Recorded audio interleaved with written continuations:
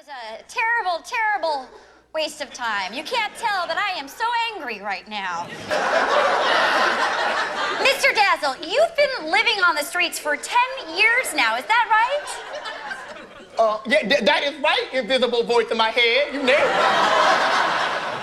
Now, statistics show that plenty of us are going to be joining you there soon. How can people prepare for homelessness? Okay, well, the first thing that you're going to want to do is take a sharp piece of metal and some old syringes or some, broken glass. You're going to stick that in your sock, okay?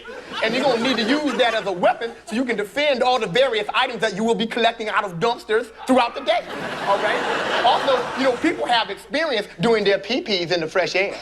But sometimes what will happen is they'll get nervous when they got to make one of them stinkers out of doors, But it's an art, really, we have to, have balance and vigilance both together. If, practice make perfect.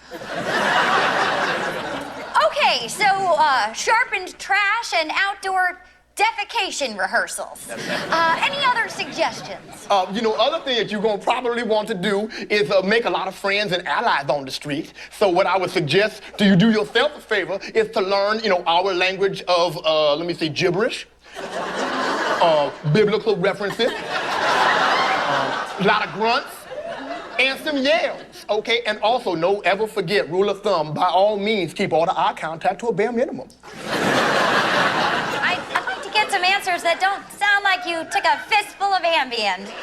Now, unemployment is extremely high. How about some advice for people who've lost their jobs? Well, as a matter of fact, we have... Bing, boom, right under the toilet.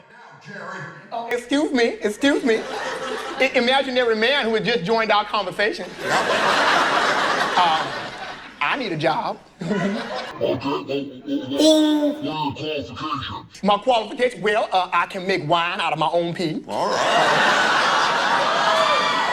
And also out of other people's pee. And my body is inhabited by over 3,000 demons. Razzle Dazzle. Well,